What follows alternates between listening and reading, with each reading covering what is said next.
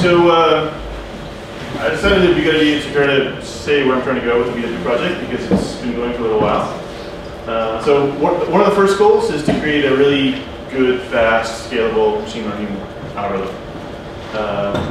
And I guess non-trivial is also important there. We're not just doing naive J's. So that's where we kind of started. VW has also been kind of supporting research into machine learning algorithms. And you might think that this is sort of antagonistic, but so far it's been working out fairly well. Often you get new ideas about what you need to do machine learning-wise when you're trying to optimize. And if you do figure out a good machine learning algorithm, it turns out that a lot of the surrounding infrastructure is kind of the same regardless of the actual algorithm. So things like I/O and whatnot. The code base is pretty simple, and I'd like to keep it that way. And then the other thing that's important is that it just works.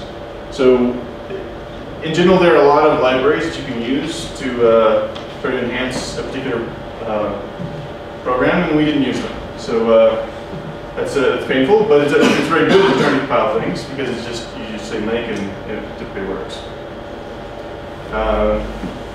So VW is in use at least a half dozen companies, and this is my favorite application. eHarmony uses it to help people find true love. That's real. I remember I was talking to Sanjoy Dasgupta, and I shouldn't say this on camera, but yeah, so anyway, I was talking to him, and I said, oh, I'm going to go do a tutorial at eHarmony. And he said, oh, eHarmony, yeah, that's where I found my wife. Anyways. That was before machine learning. That was before machine learning, it's true. VW had no part in that. But now it might. Times are changing. Okay, so this is the outline. I'm going to go through the basic online default linear learning algorithm, which gives you a sense of sort of how things work. And then I'll discuss kind of what goes wrong with basic online linear learning and how to fix those things. And then Mira will talk about the new LBFGS implementation. And then Alec will talk about the terascale learning on the cluster. It's probably Alec's part is the most exciting. Okay, so I'm going to show you the demo first. First thing we're going to do is dataset. This is a dataset. This is the RCV1 dataset, boiled down into a binary classification task. And the dataset is pretty typical. You have a bunch of lines. On each line you have a label, and then you have a bunch of features. This is feature 13, which has value 3 times 10 to the minus 2. And it just kind of repeats. And I guess the interesting thing about this is that this is a pretty large data set by conventional standards. Maybe we should use, which has 424 megabytes. This, by the way, is a 5-year-old laptop, 5.5 years, I guess now. Now the question is, how long does it take to actually learn on this data set? And we see VW chewing through the examples. The farthest column is keeping track of the progressive validation loss. So what happens is you evaluate, you get a prediction, then you see the label, you compute the loss for that label, for that example, and then you compute the average over all the examples of this loss, right? So the important thing, I guess, is that you compute the loss before you update the weights based upon the example, right? And then, right, so we end up with an average loss of 0.04996, which is pretty decent. And we did this in 16 seconds, I guess, which is quite decent on a 5-year-old laptop. Single core.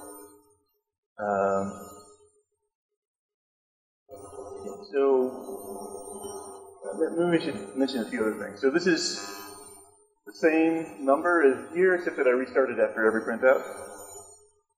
The progressive validation loss hits that printout. Right? So this gives you a sense of how things are changing kind of instantaneously, or kind of instantaneously. Well, this is just kind of the total progressive validation loss. Progressive validation loss is very nice if you're making one pass, because you can trust it like you trust a test set loss. This is keeping track of the number of examples. I guess there's a bit over almost 800,000 examples. And there's something like 60 million features, non-zero features. We only count the non-zeros. This is the label of the example at the point you're printing things out. This is the prediction. You can see the predictions are converging pretty well. And then this is the number of features for that example. Okay, so that's just default VW running on this data set. The default VW does approximately this. I'll describe how it's different in a moment. So you start with all your weights having value 0. And then you get a feature vector, which is some potentially large dimensional vector. And then you make a prediction by taking the dot product between the weights and the features. VW operates in a sparse fashion, so you can have an enormous number of potential features, but just use the ones that actually matter. And then we're going to put this to an interval, 0, 1. And then we're going to learn a label, which is either 0 or 1. And then maybe there's an importance weight. So importance weights are kind of a more advanced feature. So what an importance weight is, you say this example is twice as important as this other example. Right? And this comes up in many natural ways. So a common way this could come up is maybe you have a misbalanced class. So maybe it's like 1% positive and 99% negatives. So maybe you downsample the negatives just for computational reasons or for other reasons. And then you want to represent the fact that you downsampled so you can use an importance weight. Okay, so after you get the label, you compute an update. This is just doing gradient descent right here. So we have the learning rate times the derivative of the squared loss with respect to the weight. And then I get to the feature, and then we also multiply in by the importance weight.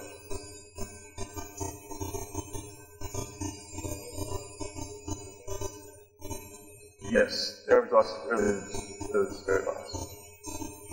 So the default VW is squared loss, which is probably the simplest one to optimize. Okay, so are there questions about this? Yeah?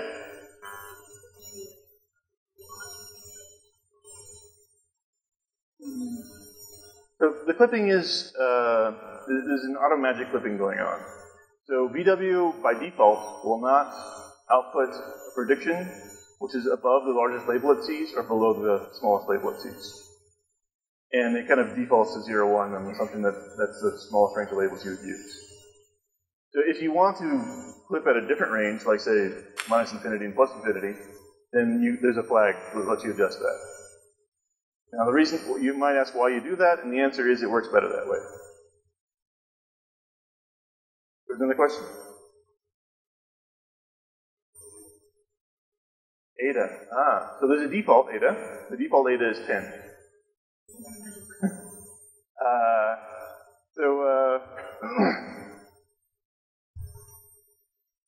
Yeah, choosing eta is often a little tricky, but we've made it far less tricky. For this particular algorithm, it would actually be very tricky. But this is not actually the algorithm I just showed you. There's some tricks I'll get into.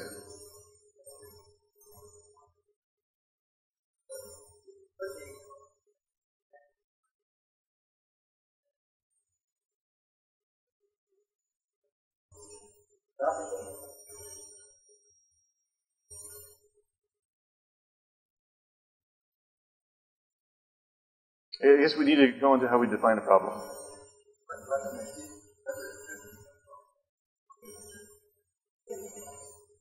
So the answer to that, I believe, is yes. And it, yeah.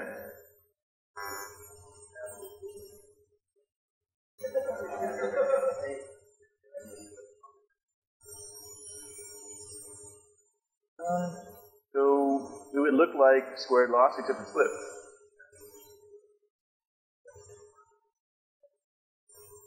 You could guess something like that. So the derivatives end up being equivalent to Huber loss.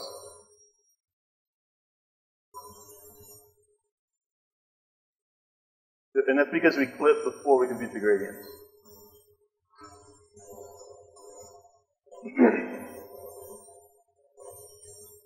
Okay, so there's a question about the input language. So there was a particular language that I showed you here. Here. This is a very standard kind of machine learning language where you have pre-computed entities. Right here. So one of the tricks in VW is that you don't have to, well, first of all, you don't have to specify the value. That will default to 1. And you don't even have to specify a number. You can just specify a word, for example.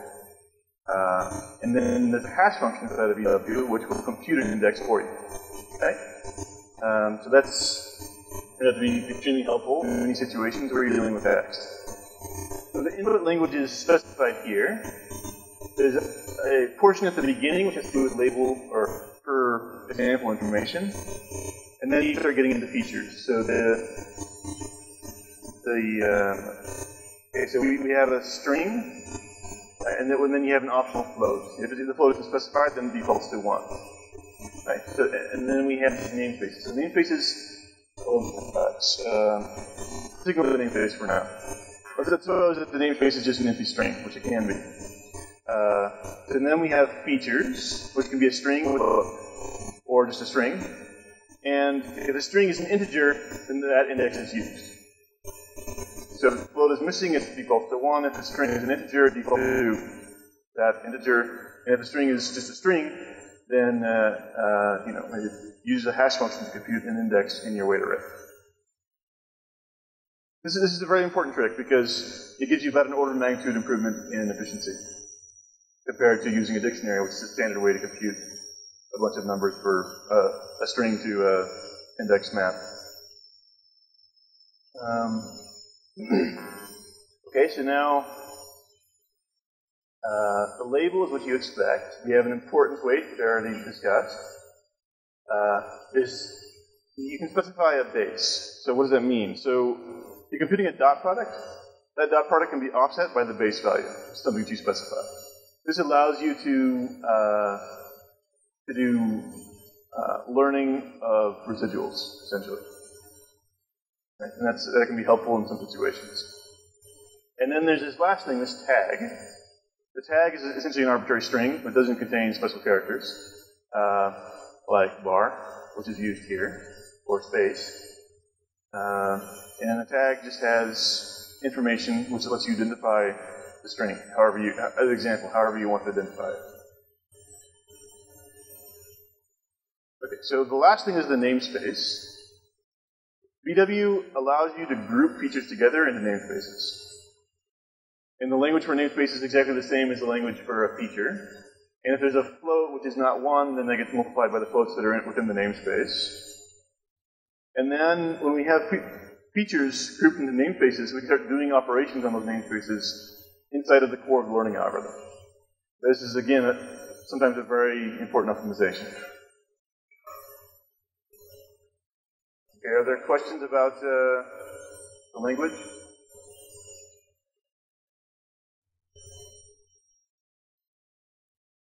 Yeah, so often you want to interact two sets of features, right? And like suppose that you were at Yahoo and you wanted to display a news story to a user. Well, you have features from the news story, you have features from the user. You better be interacting them or else you're not going to do anything interesting.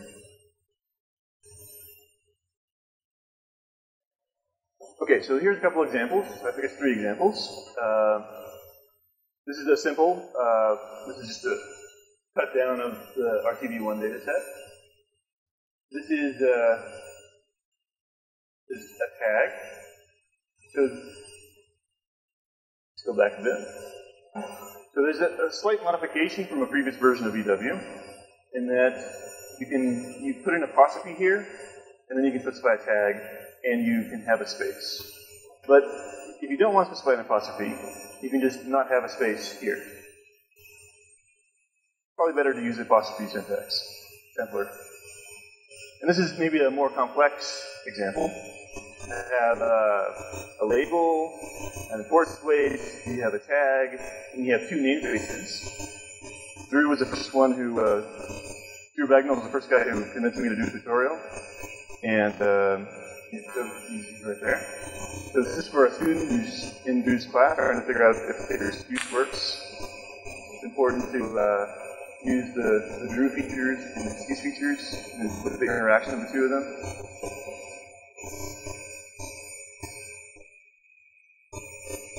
Okay, so that's the input. And now there's how do you actually get information into VW? And there's a lot of different options for that. It's essentially everything you can think of. So these things you can specify a file.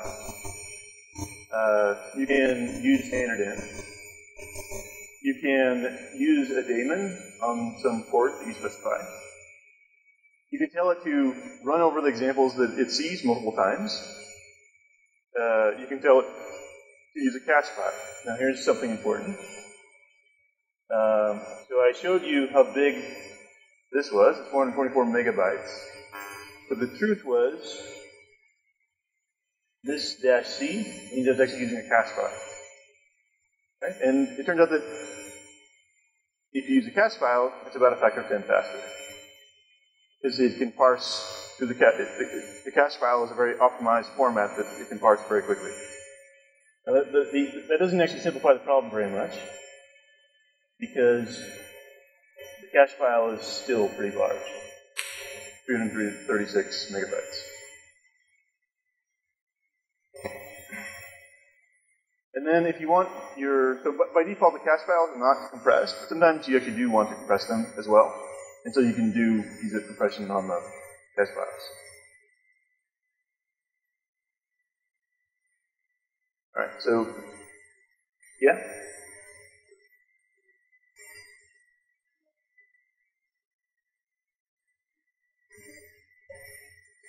It depends. It depends. There's a wide variety of I/O speeds from a slow disk to a fast SSD. And for a slow disk or a fast CPU, it could be useful, but often it's not. Often it's more of a space savings. And so maybe you just have a limited amount of disk available for some reason. So VW's cache format is actually, I mean, it's not compressed like gzip compressed, but there's no wasted bits in the obvious representation. So often compressed will give you less than a factor of 2, although it depends on your data set. Okay, so you can also output things. So there's the default diagnostic information that's really useful for debugging. So for example, if you are running along and you discover that your number of features is 1, that means something is very wrong, right? And the key thing is that you can debug before you can even get through the entire data set. So that's often helpful. You can output predictions to a file. You can output raw predictions before the threshold to a file. You can send examples to a VW instance running as a daemon. You can also send just raw text to the VW instance running as a daemon. The advantage of using send to is that you get the compressed cache file format over the network. And then there's this audit option. Audit is great if you're trying to debug. So audit lets you, it prints out for each example what the feature name was, where it was hatched, what the feature index is after it's hatched, what the feature value is, and what the void value is. You can just watch VW run line by line as it goes through things. That's very helpful. And the last thing which can be helpful is quiet. You just turn off the diagnostics.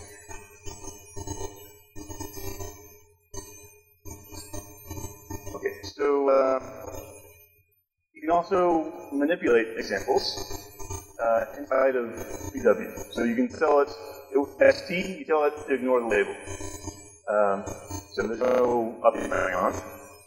With -Q, you can tell it to interact with the features. With -ignore, you can tell it to ignore the features. You can tell it to not use a constant. You can tell it to sort the features, which is helpful for compression purposes. but incompatible with n-grams or skip-grams.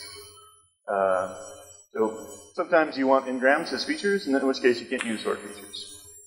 And then the last things you can do is you can tell VW that even though it sees an integer in text, it should treat that as a string and just use a hash function to compute an index, which is sometimes useful. Are there questions about this? Yeah?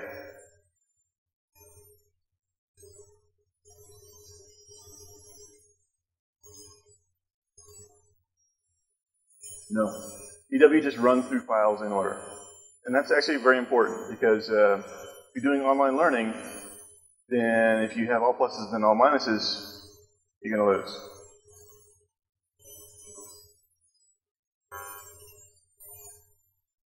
I don't have a shovel. I guess it would be easy to include that, but good idea.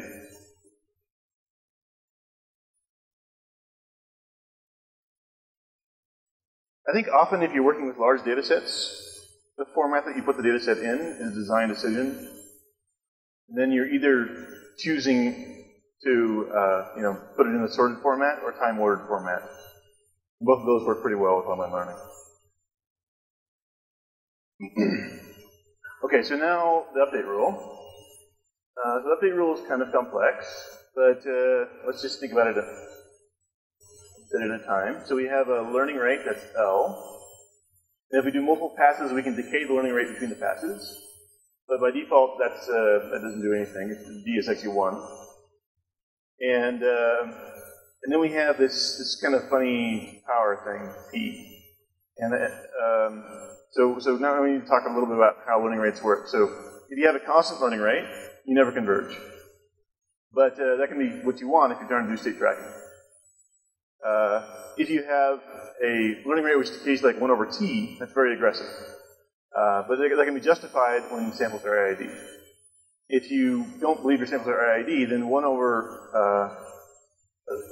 0.5 or t equals 0.5 is a good choice. So there's a lot of learning theory which says that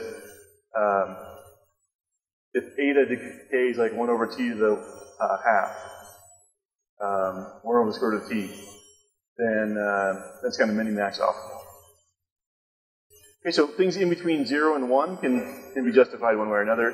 You typically want to think about 0, 0.5, or 1, depending upon your individual problem. And then you can also switch the loss function, which is optimized. So the default is squared loss. There's also logistic and hinge and quantile and classic loss.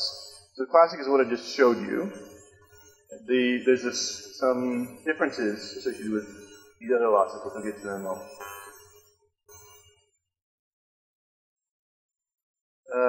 So this is the importance weight of the example E prime.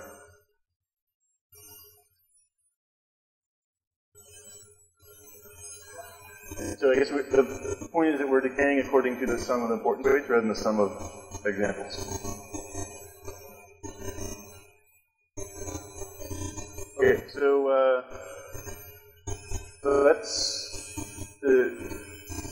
this is how you specify update rules. And then there's options specifying the weights. But because VW uses a hash function, you need to tell how many bits of the hash function to use. The default is 18.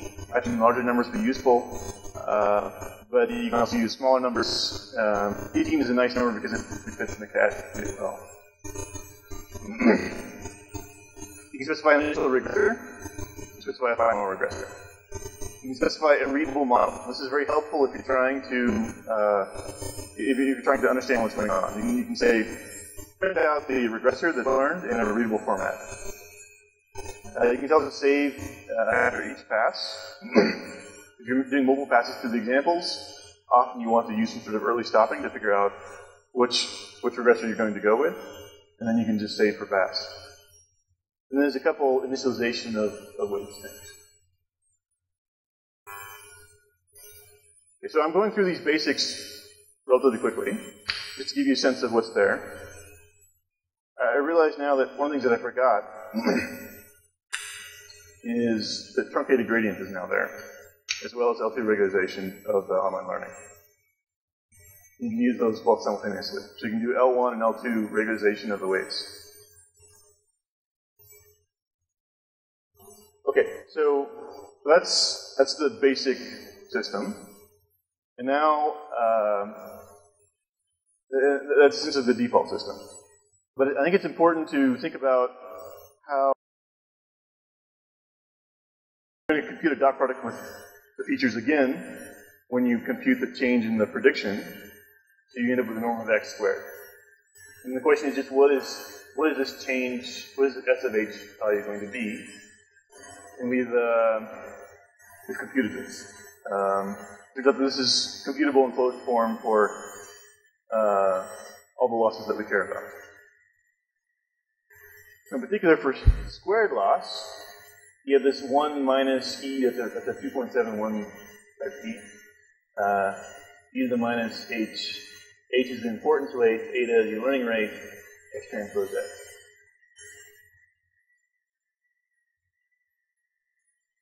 So this is similar to implicit gradients, if you're aware of these. Implicit gradients also take into account the curvature of the loss function. But this is maybe just a little bit nicer because you can actually see the update. Implicit gradients are implicit. You can actually represent them for several cases. So, naturally this is very helpful when you have importance weights. It doesn't entirely solve the importance weight problem, but it helps a lot. Surprising thing is that this helps even when you don't have an importance weight problem, even when all of your importance weights are 1. And why does this help? Well, it lets you do something like specify importance weight 10. 10 is my default rate. Maybe I decay at 1 over square root of t by default. So what's going to happen is these importance weight invariant updates can never overrun the label. If you have a very large learning rate or a very large importance weight, all that's going to happen is you're going to shift your weights until you reach the label.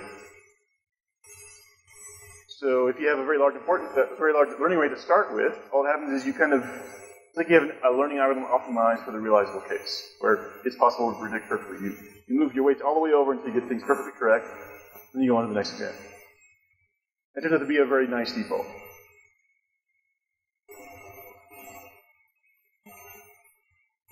Okay, so are there questions about this? Here's a graph we did. So this is using the importance weight aware update versus the standard update for a whole bunch of different parameter settings. And you can see that everything is basically on this line or below. And in particular, there's a whole bunch of importance weight aware updates which have an accuracy which is very near to 1. If you recall, there are a bunch of parameters that get tuned as far as loading rate, right? So each of these dots is a different tuning of those parameters. Okay, so this is a very useful trick. This greatly reduces the amount of searching over parameters you need to do, but there can still be problems. And the problem can be that it takes forever to converge. Especially with people who haven't done machine learning very much, this can come up. Because they have features which have range, minus 3,000 to plus 8,000, and they have other features which have a range from 0.01 to 0.03. And then it takes a very long time to converge. And the central problem is that gradient descent is not very good at dealing with features that have different ranges for different scales.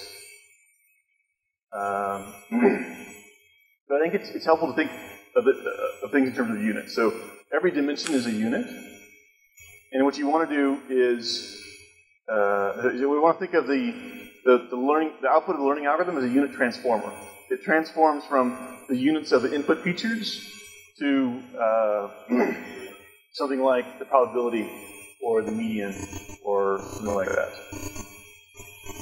And then, so the predictor is a unit transformation machine. The gradient, okay, so first of all, the weights have units of 1 over x, because if the value of x doubles, you want to have the value of w in order to keep the same prediction, right?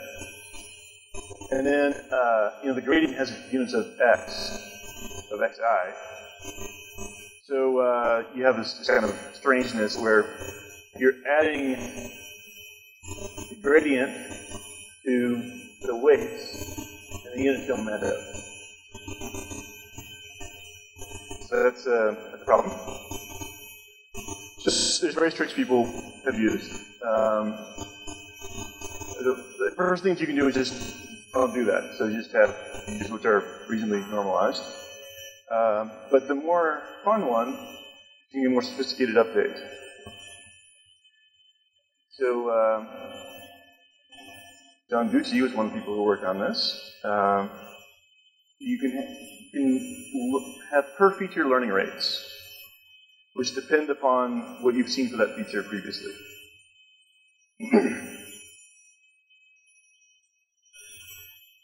So what happens is, for each feature, on each previous example, you have some particular gradient. You can square that, add that up. This is going to be a value that controls our learning rate.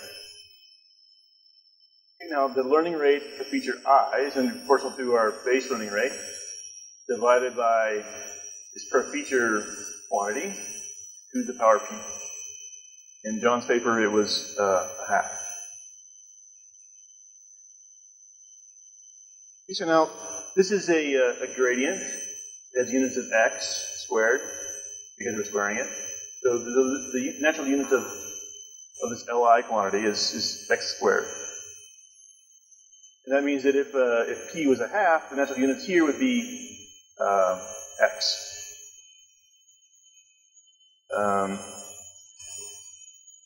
So that deals with part of the mismatch, and that alone is very helpful.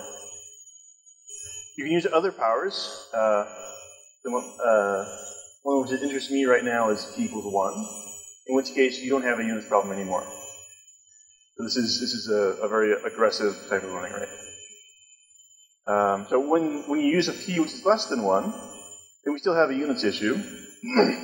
And we take care of that by renormalizing the update by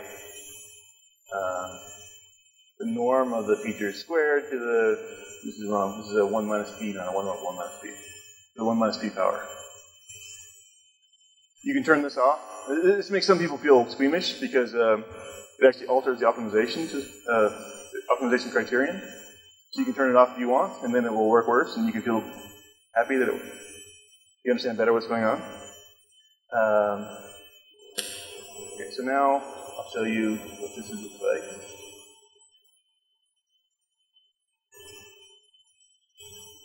There we go. So this is exact adaptive norm with power T1, and my starting learning rate is 0.5. So I'm not being as aggressive as it was previously. Okay, so now we're running along, and if you remember, the average error rate was previously like 0.49, just about 0.05, and we're doing better. That's encouraging. Okay, so now we get 0.04. So this, okay, so only a 1% improvement in our average progressive validation loss rate, but this is the best single pass progressive validation loss rate I've ever seen on this data set.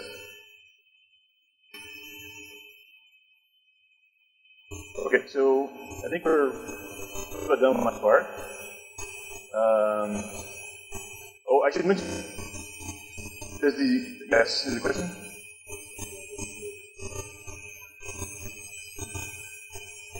Yeah.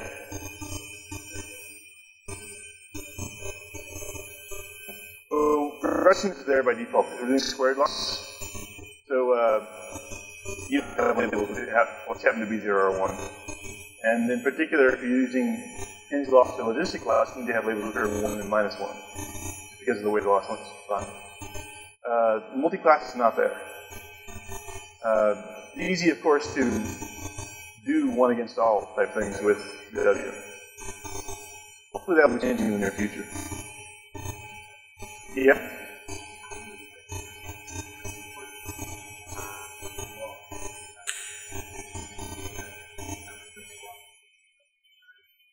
averages the W's vary. It's unweighted. Yep. And so it's averaging the thing. You started with an error rate of like 0.5, and you ended up with an error rate, an average error rate of 0.04. That's right. Yes. You can see that to some extent, right? Because because of these other printout here.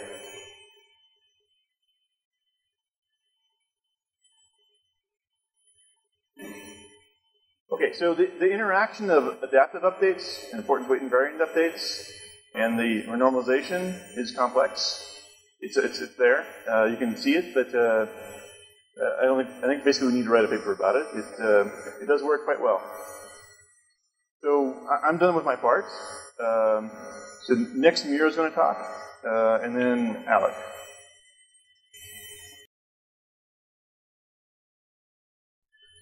So just as an outline, I'll do a quick warm-up about the gradient and Newton method. I'll tell you a little bit about what LBFGS is about, and then I'll tell you how to trigger an LBFGS on in DW. So we'll be solving like the most regular optimization problem you can think about, essentially. So the implementation we have addresses the smooth, convex, unconstrained optimization, where our losses are bounded from below. Okay, so it's extremely well behaved. And I guess the objective that we're working with is not just that, it's actually like almost all the time it's also strongly convex. So it's super okay. Now our objective typically is the summation of losses over examples plus an output regularization. And as John told you, the loss can be constantly weighted across examples. And regularization doesn't need to be just uniform across all of the coordinates. It can be coordinate specific if you have some reason like this. Now let me just show you the one run of. Let me just show you one run of LBFGS.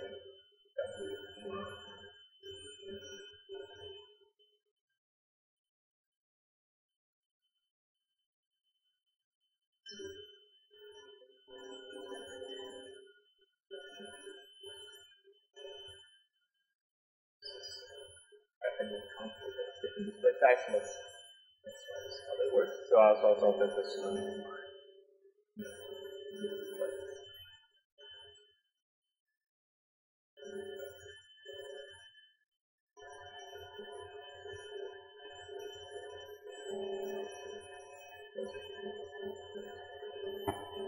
Okay. Now you can't see very much. So it goes on very.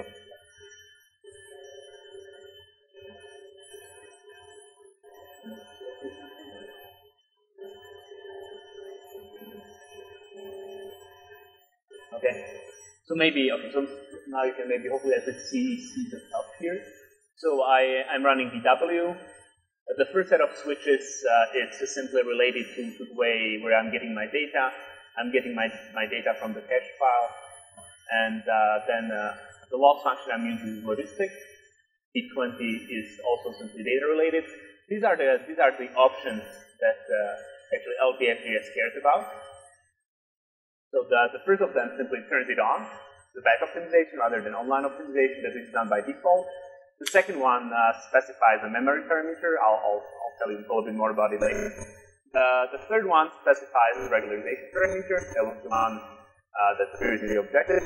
And the final one specifies the termination criteria. Termination criteria in our case is very simple. We don't look at the get more of conditions. That's all we look at is wait till the loss, till the relative decrease in the loss is rather small. And for a method like LBFGS, essentially, because it's pretty fast merges to this time.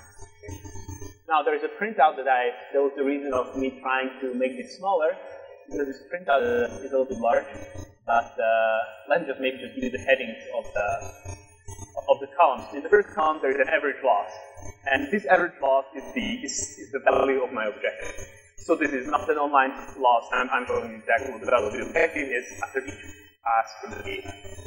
Now I'm plotting also derivative magnitude, so this gives you an idea about its optimality conditions. You know that at the optimum, the derivative is equal to 0, so you would like to monitor the magnitude of the derivative. It's actually the alpha norm squared of the derivative that I'm plotting. The third column is derivative in a slightly better metric. So we do some kind of a default preconditioning that speeds up things quite a bit. So this is the same thing, but now rather than doing simply the alpha norm squared, I am measuring like slightly more geometrically suitable norm. Okay. Now the other two columns are related to the line search conditions in LBFGS, and I'll tell you a little bit more about this later.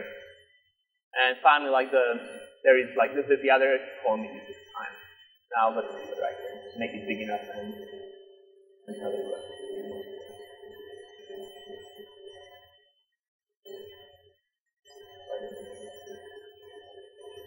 Now maybe I can just show this columns in isolation. If you look at the average loss, you see it's decreasing. Now I'm doing this logistic loss. So these are slightly different numbers than what we saw before. It decreases, and here, and in between 8 and 9 iteration, you see that it didn't decrease too much. So you declare the convergence, but actually you collect a little bit more information. So here the decrease is more rapid, but still you're essentially converging. Also, if you look at these norms, they're super good. Now you have these both conditions. They are there for diagnostic purposes, and after I tell you later, what I tell you later, you'll be able to tell that okay, this round is fine. It doesn't seem like you're running into curvature issues. Okay. And in the last column, you see the time, and there is a couple of different things that I'll get to as I'm describing the output in detail. Okay. So let's go back to the presentation. So how does generic batch optimization algorithm work? As a warm-up, think about the gradient descent. You initialize your weight vector and then you iterate. In this case, in gradient descent, you just move in the direction of the steepest descent, which is the direction of the gradient. Now, there is a slightly different way how to think about it. And so let's take a look at this gradient descent update. Another way how to think about the gradient descent is that we are doing some kind of like a local quadratic approximation to our function, and I'm using this that agrees with the derivative, but then it has some kind of like a second order curvature term, and we are choosing the next weight as an optimal. Okay. Now, so this is just a different way how to think about gradient descent. And now, if you think about it, like we are just using some kind of very naive quadratic part here. Now, so can you do anything better? Well, something that can, after a moment of thought, you might think that okay, so gradient is like a first order Taylor expansion. Maybe by the second order, then it will be better locally. And this is essentially the idea behind the Newton method, which expands into both linear and quadratic parts of the Taylor series. And then you get the usual Newton update. Now, in general, this is when the problem is small, this is fine. But if your matrix is large, then this gets difficult. Okay, it gets slow. And this is exactly the idea that LBFGS this problem is exactly what LBFGS is trying to address. So rather than working with the Newton update rule, it performs a quasi-Newton update that is of the following form. There is data sub T that is some kind of scaling that's typically obtained by line search, and there is some kind of a matrix KT, which is a low-rank approximation of the inverse Hessian. Is the high-level idea clear? It could be taking optimization courses. You've seen all of this. Now, the rank of this low-rank approximation is what is specified by the user, and it was the memory parameter on the command line. Default is actually 15, just a specific run that I was showing you was 5. And in this case, because I have this low-rank approximation, I do not need the storage and computation that's squared, but instead I can do something that's only for small rank parameters, which is the very reason why you're doing it, essentially nonlinear interdimensionality. And it turns out that the update of this inverse approximation is also obtained in this time. Okay, so this is the idea. Now let's take a closer look at this update. I told you that there is this line search parameter. Let me just show you how this how it was suggested to be done in papers and what the convergence proofs were derived for, and then let me tell you what the VW does.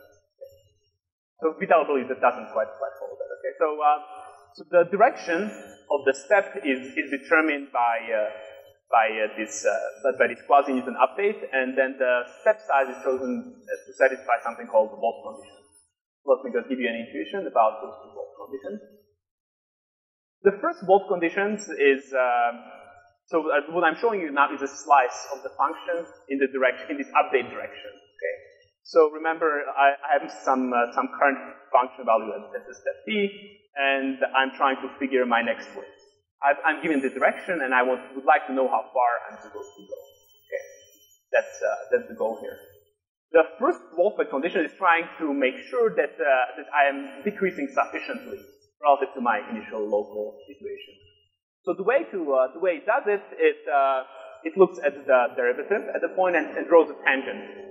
So this is the line of the tangent, and then it multiplies this tangent by some kind of a scaling constant that's smaller than 1. So this is some kind of a scaling alpha. And the first Wolfett condition states that after the end of the line search, my function value should lie below this lifted tangent. Okay, beyond below this scale up tangent. So in words, that's the first Wolfett condition. Okay. Now, the way you can rewrite this is that the decrease in the function, is at least like upper bounded by some scaled down version of the derivative.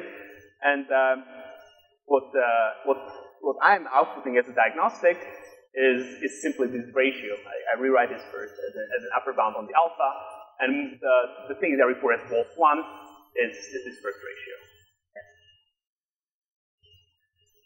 Now let me show you the second Wolf condition. In fact, what I'll be showing you is a strengthened version of this second Wolf condition.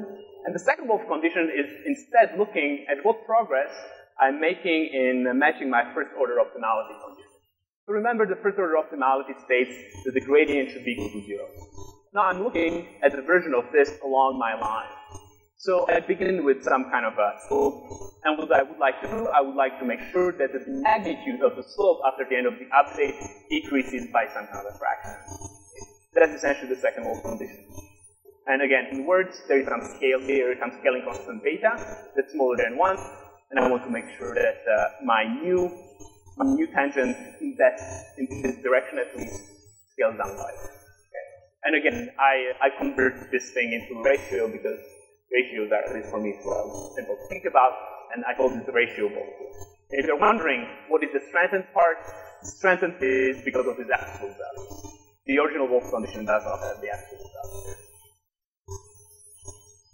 So, to summarize, the Wolf conditions, we are monitoring 2 and progress ratios, and we say that these line search conditions are satisfied if they are bounded, properly bounded away from my fraction constant. Okay. This is like a simple geometry. This is geometry intuition behind this. And so in VW, we are not actually enforcing these Wolf conditions. And the reason why is that we haven't run into much of a trouble regarding this. Instead, what we do, we report them. And so if you see that you're starting to hit these borders, then you know that, okay, perhaps what VW is doing right now is not the right thing, and it's open source project, let me add a better line search.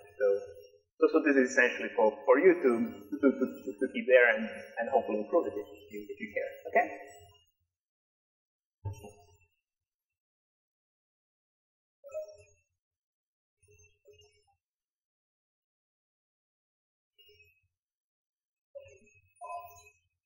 Right? Oh, I see. Okay, let me actually show it. So let's. Oh, that it's doing a bad job. I mean, you would. But I think that this gives you one way to locate a source of a problem, right? If you have a bad classifier in the end, there could be many different reasons, but absolutely. Yeah. But let me tell you what can be done. So essentially, as long as throughout the run, you're bounded away, we are probably bounded away from 0 and between -1 and 1, then you know that in hindsight you can always do this and make them, make the previous convergence analysis happy. Okay. Now let me tell you what we do, because we still need to do something to guarantee progress. Like actually, let me just say maybe on this slide. Essentially, what we do, we just make sure that our loss decreases. This is the simplest thing. Like we just make so this corresponds to essentially setting alpha equal to 0. So if our loss does not decrease, then we have a very simple backstepping strategy that seems to work reasonably well. Okay. Now let me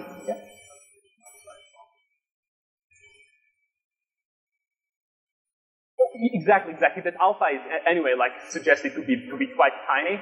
And so by setting it to 0, in practice, you're making it quite tiny.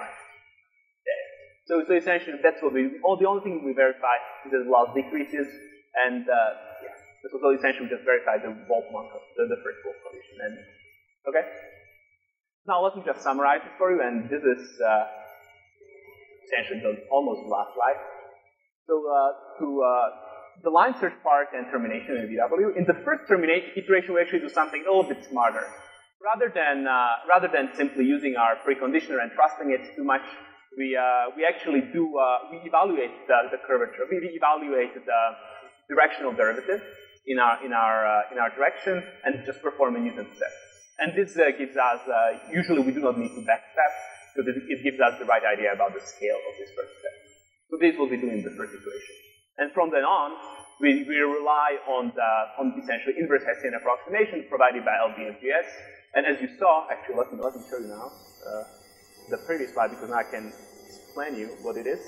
So in the first step, I'm reporting the magnitude of my direction where I'm trying to optimize, and the initial step size here is determined according to the Newton condition by Newton method in that direction. Okay. So this gives me this step size. From then on, I'm just using 1, and I'm relying on these Hessian approximations to do the job. And it does a pretty good job. Okay. If we overshot, then the step size would start to decrease a little bit. And you would see VW report decrease. Okay. And the last thing is the termination. And I told you that you can terminate either when you finish 20 passes, whatever you specify on the command line, or when the relative decrease in the loss is below like 0.1% or whatever else you specify. Again, you can make this termination threshold equal to 0, in which case you just finish your number of passes. Okay. And in summary, these are the most relevant switches. The first of them turns the LBFGS on. The second one is auto-regularization coefficient. Unlisted by default is actually 0 now. That's a new setting. By default is 0, and it turns out that if LBFGS is running into issues, it kind of terminates somewhat gracefully, but it doesn't try to push your regularization up. It tells you that, look, I detected low curvature, consider regularizing. Okay. And but again, in many of these large data sets, actually, this turns out not to be as much of a problem as we were thinking originally. Okay. Now the third one is the memory parameter, which specifies the rank of the inverse Hessian matrix, and the final one is the termination threshold. Okay. Are there any questions about this?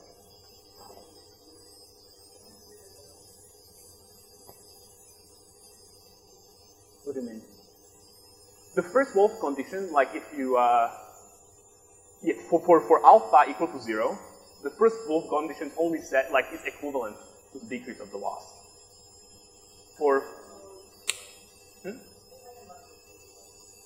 So in general, like second one could be violated and we don't do anything about it. Yes, the second one could be a total violation. Yeah.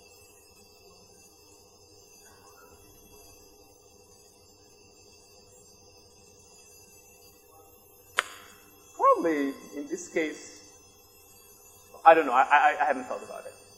It probably shouldn't be too difficult. I mean, in this book or this practical setting, I don't know.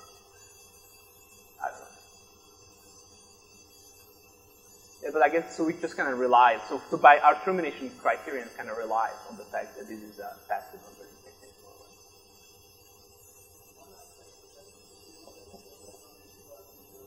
Yeah.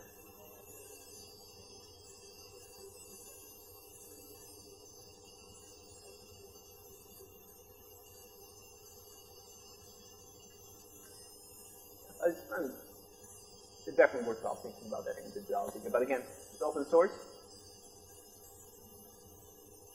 Okay. Any more questions?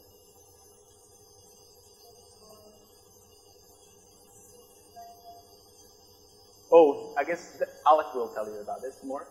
So I guess for this one, so what I was showing you, I just wanted to this run fast. Like, I was probably using the 10th of John's data set or something. So it would be faster, but I mean, it's, the path is through the data. I mean, like the computation overhead added by the LBFGS is not, I mean, it's much small. Oh, no, it doesn't have, like, so checking both conditions, just evaluating it doesn't take any time. It's inner product between the, it's all based on inner products between the vectors of the size B. And I check it only after I pass through my entire data set, okay? And so if I have maybe 16 million parameters, that's the size B, but I have 100 million examples.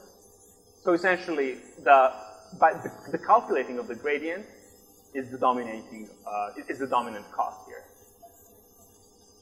Oh, no, so I see. So let me just step back. Okay, so the yeah. Exactly. That's what it is. So we are calculating gradient anyway because we need to do this to update.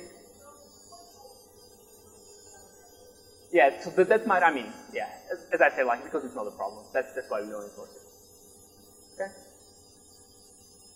Okay.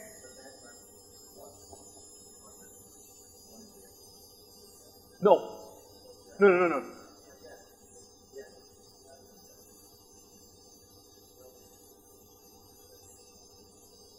Oh, I see you mean. So as I said, like there's nothing online here. So I mean, batch size is no. The batch size is the full data set. Batch size is the number of examples, right? Right.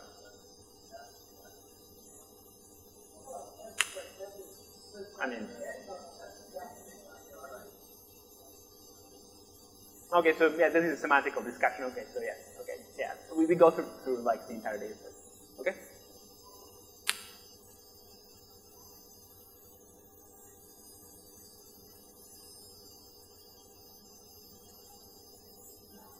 Yeah. So I guess like I did some. So the reason why I say that 215 is that on the. So when check literature, like I never saw anybody using anything larger really than 15. It doesn't seem to give you too much of an improvement. The reason why you might want to use something smaller is if you have large scale data set and you have huge number of parameters, it might not fit into your RAM and it might cause some swapping because remember that the storage is increasing linearly with this memory parameter. I mean it's the memory parameter times the number of the number dimensionality of your parameters.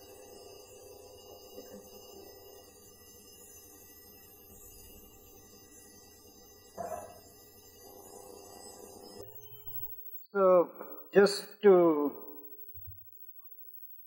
kind of set the context where this is coming from, this is the last slide from the VW tutorial that John gave last year, and he had a bunch of desiderata, but the most interesting one at some level of that is how to scale up to really large problems, and that's the one that I'm going to try to talk a bit about. In particular, we're going to try to see how a bunch of basically very simple and kind of some of the ideas known already, some of the ideas, modifications of things that were known already, how by selecting the right pieces you can design a system that actually seems to scale up really, really well.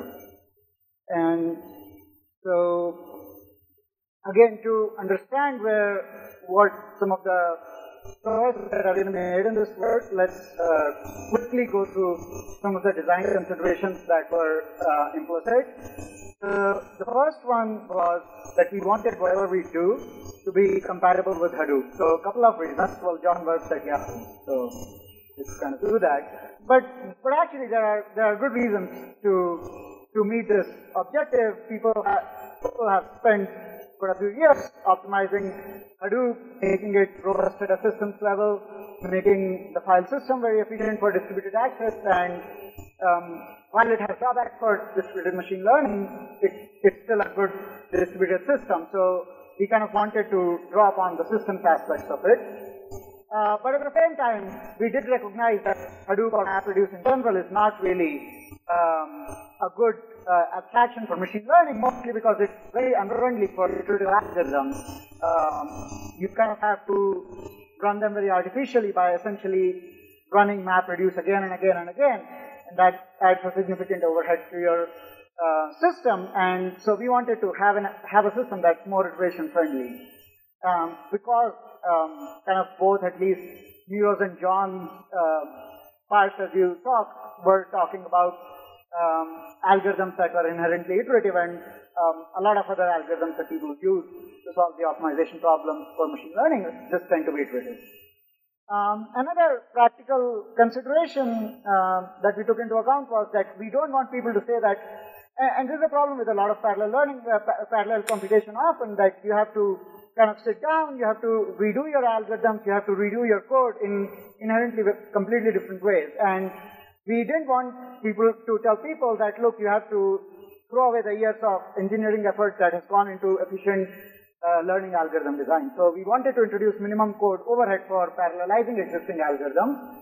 And finally, again, more systems level consideration, we wanted to have communication and computation balance. Clearly, unless you have one resource being significantly cheaper than the other, there is not a real reason why you would want to imbalance these two.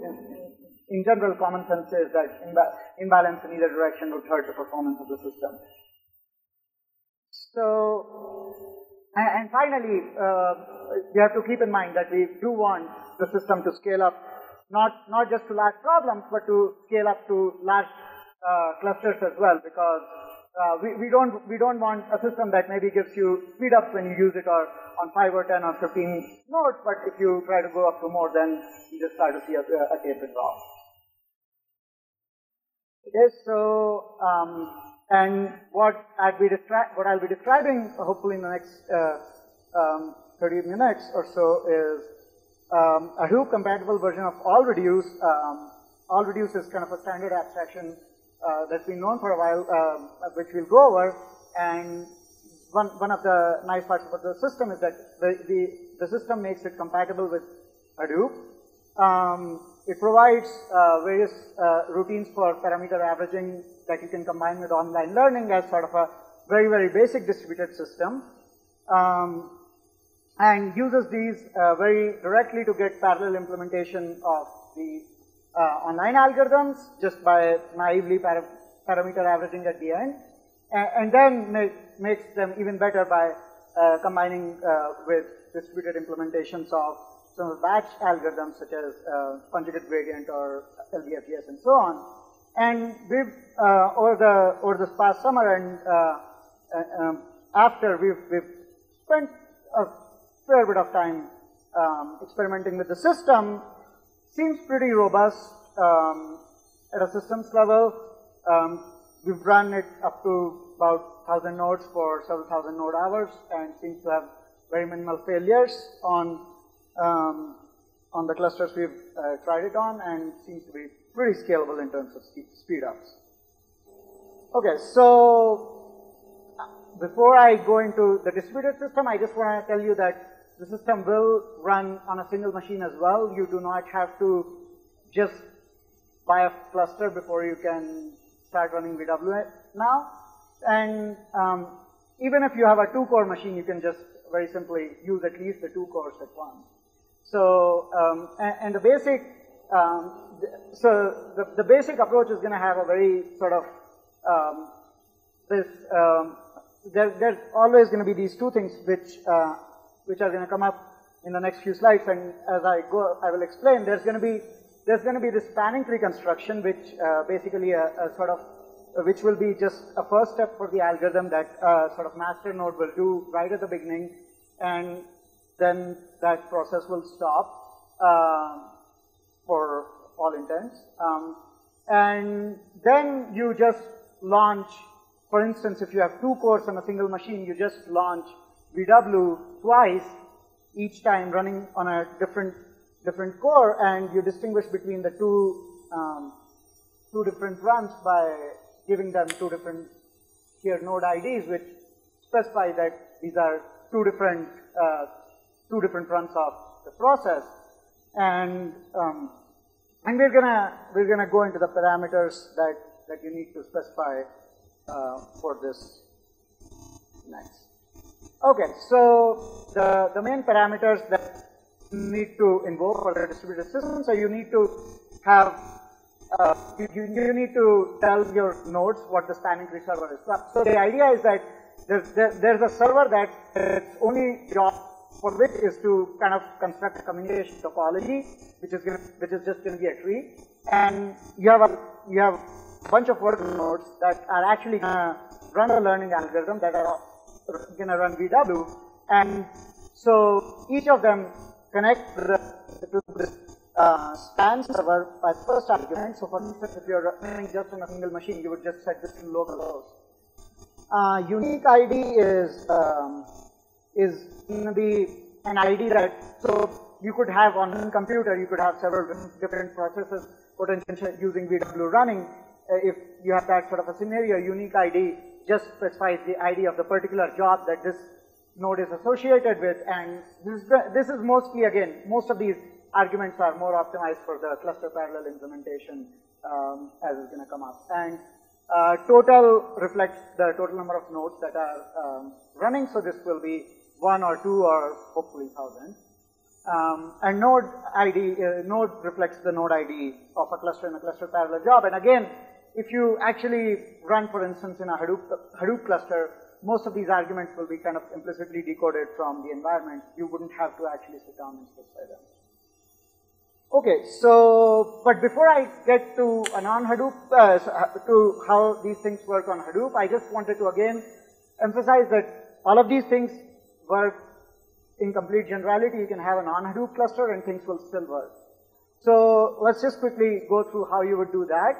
So you first need to set up what I described as a spanning tree server, the server that's gonna set up the communication topology for the algorithm, and you can run it basically. Hopefully, if you have a cluster, you have some sort of a scheduler running, and whatever node is running that scheduler, you can just launch the spanning tree process on that same node by launching the spanning tree program. And then each of the worker nodes, which is actually going to run the machine learning algorithm, is going to invoke VW. And now because you either through your scheduler, however you figure out, you will have arguments like node ID that you would have to specify for the particular node. You will again need the job ID now in order to identify which job the node is associated with, in case you have multiple jobs using VW running on the cluster, all with the same spanning tree server. You will just, and again, this will take all the other learning specific and input specific and output specific arguments that VW takes in the centralized implementation, and of course this will take the spanning tree server as an input. Okay, so the next, so I'm just going through the basic, very simple invocation detail first, just to hopefully give you an idea that it's not very hard to just run the thing, and then we'll actually talk about the interesting part, which is what actually goes on in the system. And so in order to run it on a simple Hadoop cluster, running it on a Hadoop cluster is actually relatively simpler than a non-Hadoop one, even though the command looks significantly scarier potentially. Now you would launch the spanning tree process on your scheduler or your gateway computer. And now the way we were running most of these, if you want to run Hadoop from Java, you're perfectly welcome to, but we were just simply running these things through Hadoop streaming as map-only jobs, and there are some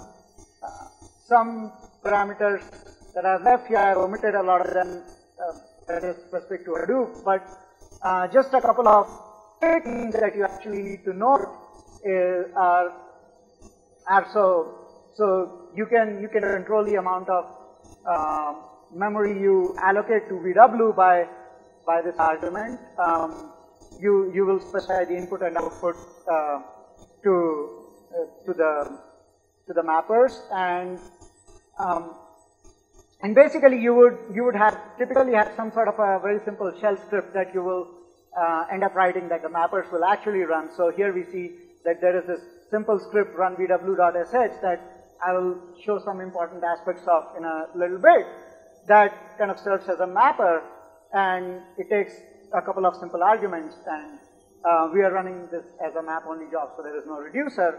And what the system will produce at the end when you run such a command is each mapper is going to run an instance of VW, and eventually you're going to find on your file system the model stored in a file specified by the output directory, model file in the output directory, and the input arguments to this script such as run VW can be used to specify the arguments you want to give VW. So those would all typically sit in here.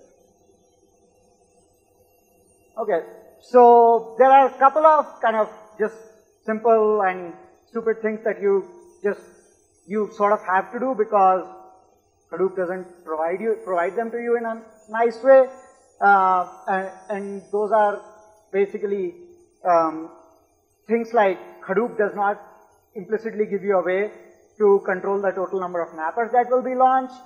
And as I told you, our system kind of needs to know what is the total. So we had this parameter total about what's the total number of mappers. So that can be done very easily. The script gives an example of how to do that, and the script is available in the Git repository. And essentially, there's a way to tell Hadoop what's the file size that each mapper should be uses, and you can manipulate that file size and the total amount of data you have in order to figure out like what's the total number of mappers that are going to be launched. And another thing marked in red here that I quickly want to highlight, one of the reasons we used Hadoop was this very nice functionality of speculative execution that will actually help us be a lot more robust to things like node slowdowns. And there's more on that. Okay, so there are two main additions beyond what John and Miro have described to make the system work for cluster parallel implementation. The first thing that I've been kind of hinting towards is an implementation of this AllReduce communication infrastructure that's compatible with Hadoop. And the second thing is we're gonna have basically some existing optimization strategies already present and some modification of those, and very, very simple additions to both the new and old things just to make them work in a parallel way with AllReduce. And we'll see how this involves just very, very minimal code changes. Okay, so now let's start getting a bit more into the communication protocol. The communication protocol is the following, that the spanning tree server, which is going to set up this parallel to this communication topology, just runs as a daemon and listens for connections from the workers, the mappers. The mappers just connect to this server over TCP with their node ID and the job ID.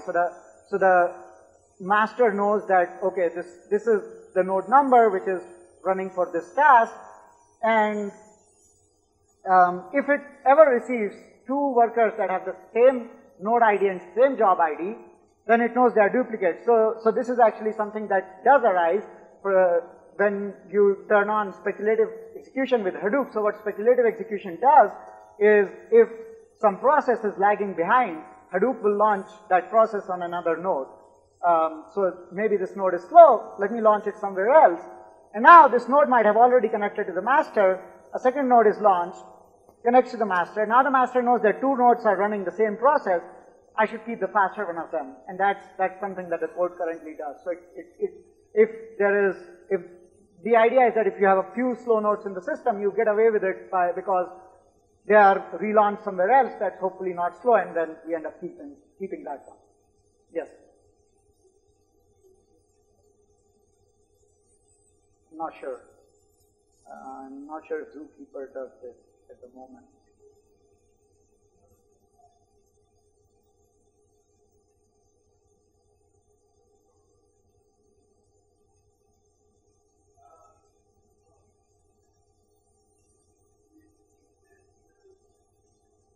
Right.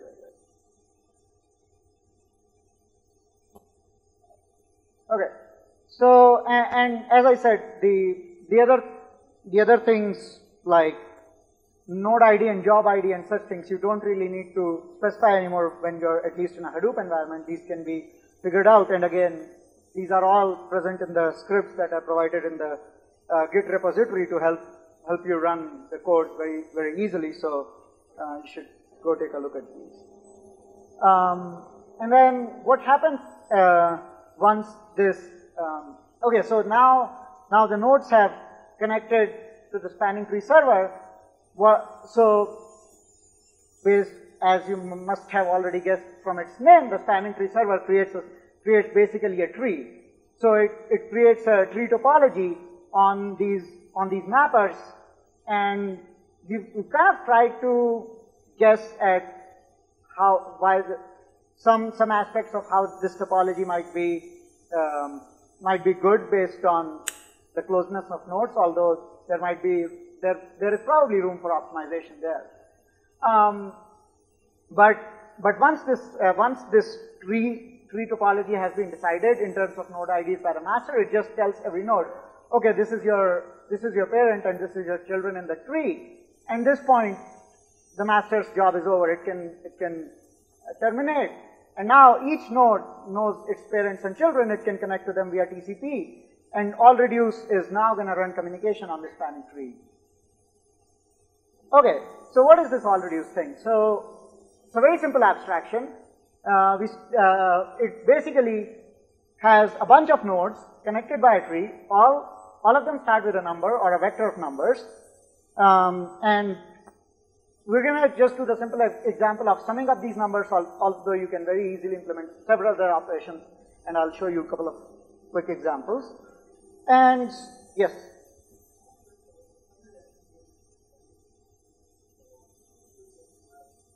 Yes, except MPI is not easily computable.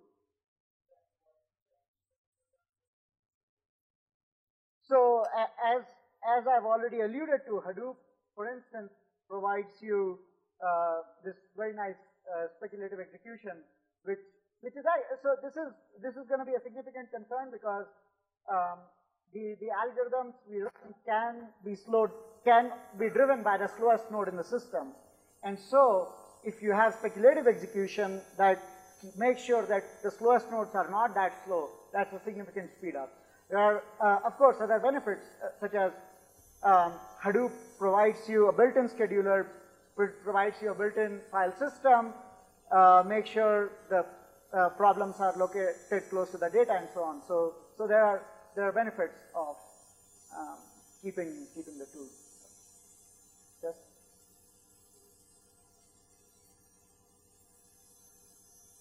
Okay. So what it basically means is that say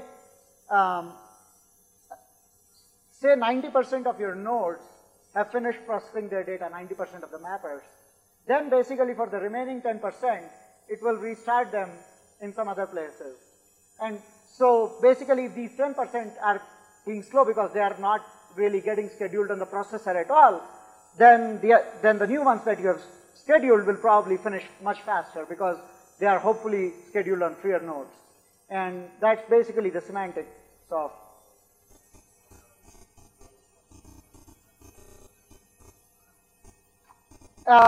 yes.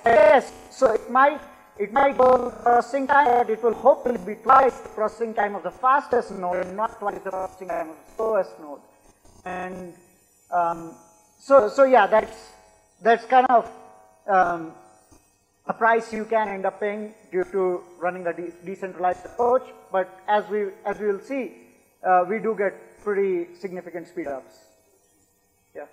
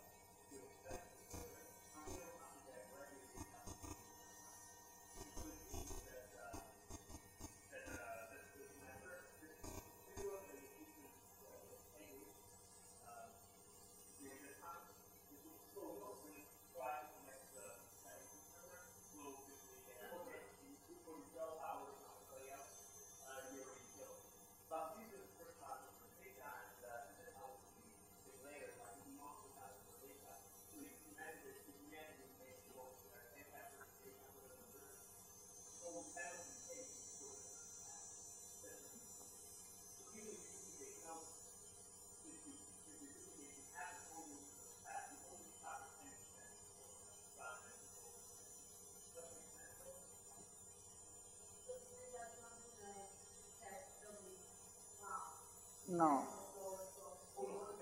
Yeah. We don't. Yeah. Yeah, in practice it seemed to work well so far. But yeah, you definitely could imagine cases where it doesn't. Okay. John tells me.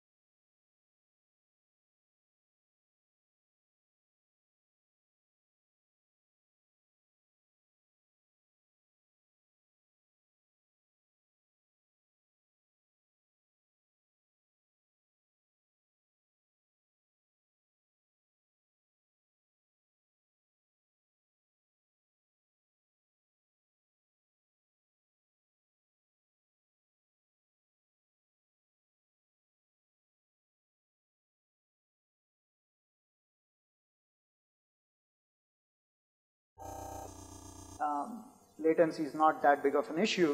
And again, as I said, you can do many things. You can count the total number of nodes by all-reducing one. You can average things. You can add things.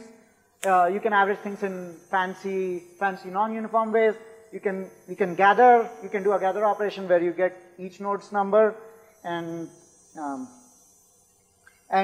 the current node the current code kind of provides three routines built on top of AllReduce, although it's very easy to add several more.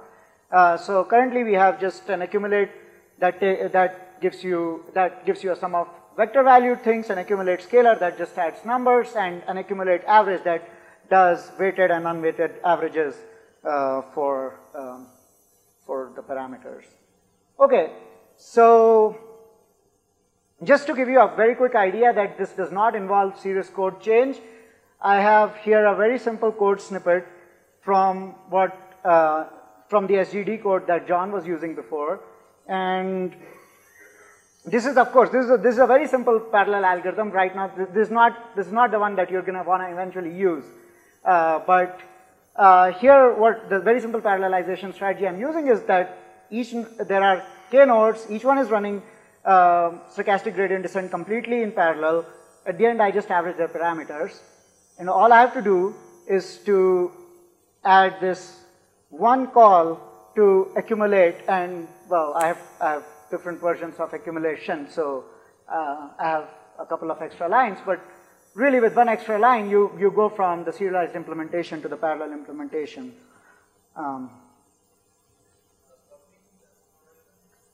In this case, yes, it is a blocking operation, so there is a synchronization there.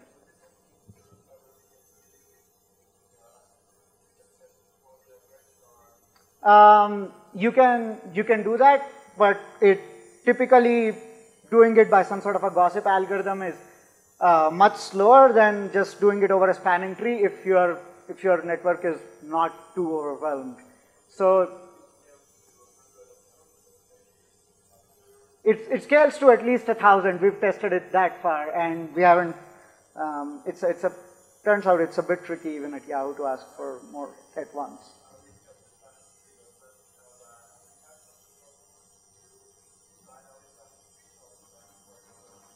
Currently, we've used only binary spanning trees. Probably a good idea to try. Others, we haven't played with that.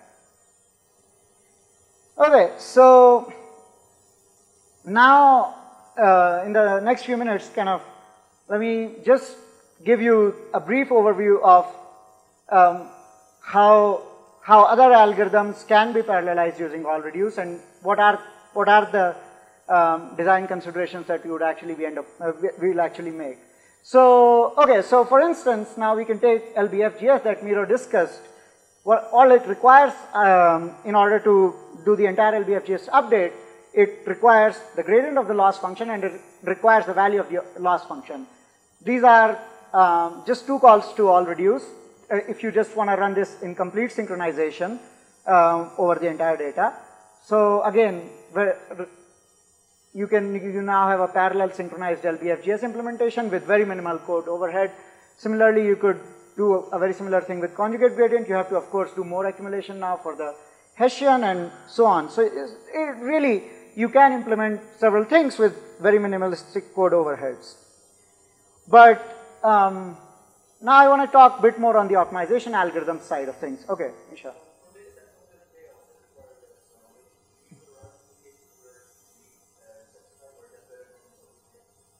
We haven't found any, although Miro very cleverly wrote the BFGS code in such a way that if you invoke it with memory 0, then it implements CG. So you know, that is still available, but I don't think we've seen a case so far.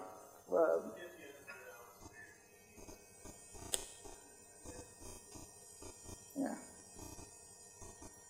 Okay, so let's see. For the optimization part, I'm gonna kind of go back and just take very basic intuitions about optimization algorithms. And so we have sort of two parts that we heard about today so far. We heard about stochastic or online algorithms that have the very nice property that they initially converge very, very fast, but if you want them to converge to a accuracy, their later convergence behavior is extremely slow. At the same time, an algorithm like LBFGS is a fantastic convergence once it gets into a good region, but initially converges quite slow. It takes a while to get into that good region. And so this graphic kind of tells you that they can fit together quite well. And so the very simple way you can try to combine these two ideas is the following. So you have your nodes that are running online gradient descent for just one pass in complete, without any synchronization at all, in complete isolation on their local data. You average their parameters at the end. This is not clearly, by no stretch of imagination, this is the optimal solution, but can be considered a good enough solution. So you just take this solution, use this to warm start LBFGS, and use then you work until convergence. So this requires two calls to VW. There's no need to use just one online gradient. You can do 2 or 3 or more. Typically, we have seen you don't really need to do that many. Something like 5 always suffices. And now we have of the global data, but that might not be that's usually not the complete information from the global data. And now by solving LBFGS, actually, you're trying to optimize the global function better, right?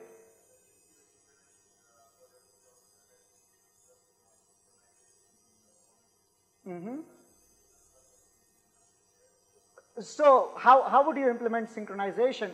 So we are currently not synchronizing on every stochastic gradient update. We are only synchronizing after one pass over the data. And that I don't know how to prove that that is going to give you the right answer at the, maybe you have intuition on that, but okay. So in general, we experimented with just running several passes without averaging. I haven't run with averaging, but at least without averaging, you can do repeated passes of online graded descent followed by averaging, and empirically switching to the LBFGS algorithm actually helps. John.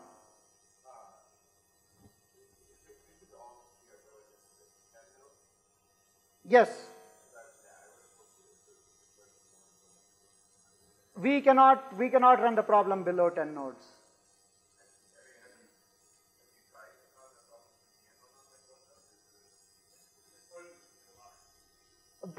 I guess both the data sets we ran on were things that you can't really, if you run them on one machine, it's going to take a few days. So yeah.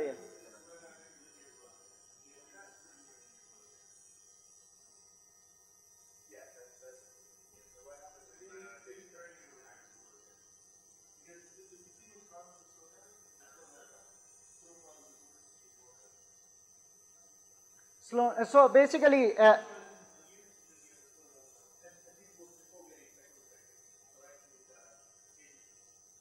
yeah, the curve should look a bit better now with speculative. That's true.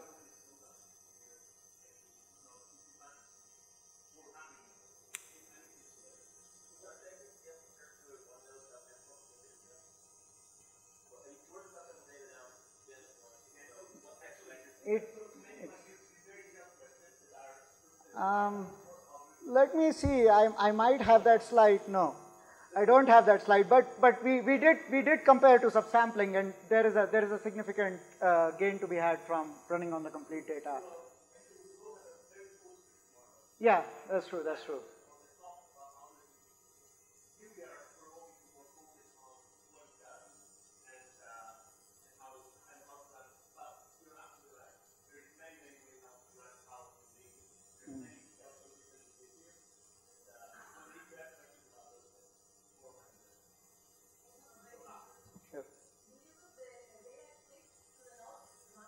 Yes, and that's very important. Otherwise, if you average it, you have very inhomogeneous split, you average, it's kind of not going to make that much sense. Yeah. So, because the implementation has changed, no. I used to know what would happen at the end of my internship. I don't know what happens right now. So,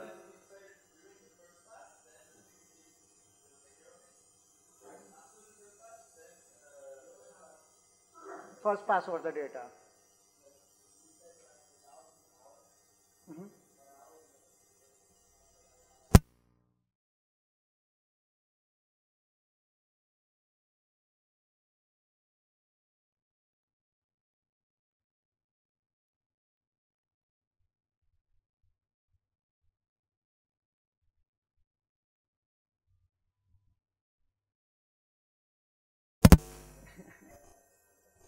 Well, partly also because, I mean, it's not, at least for even the largest data sets we've worked with so far, I mean, it terminates in less than or equal to around an hour, so it's not going to run for that much long.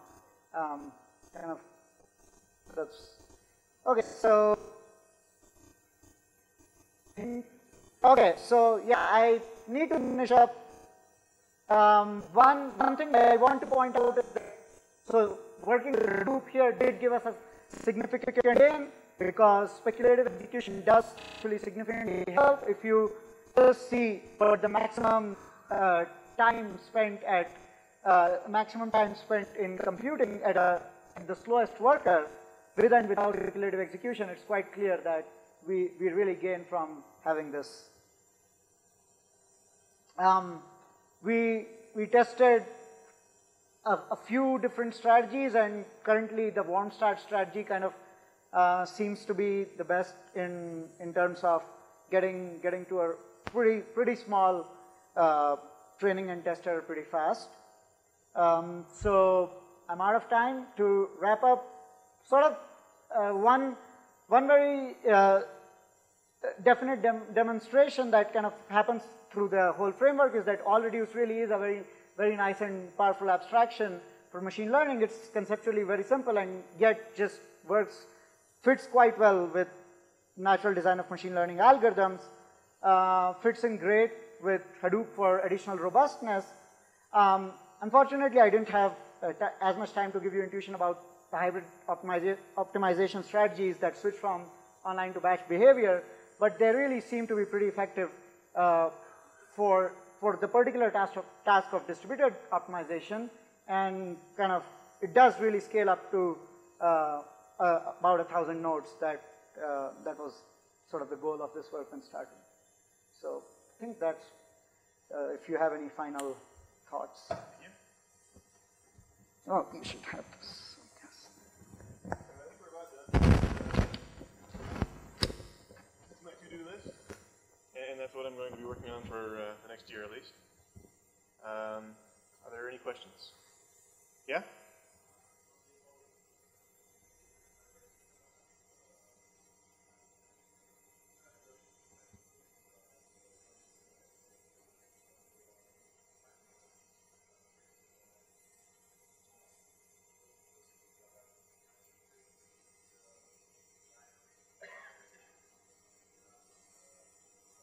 I see. So we are using text input, but we're caching things. So for later passes, you're just using the cached format. That means that the first pass is, about half the computation time. So there is some penalty there. Now you ask if you can use Hadoop streaming with a binary format, and that's difficult because Hadoop is not 8-bit clean. So you need to do things like UU decoding and UU encoding and things like that, which is possible, but it adds another layer of complication.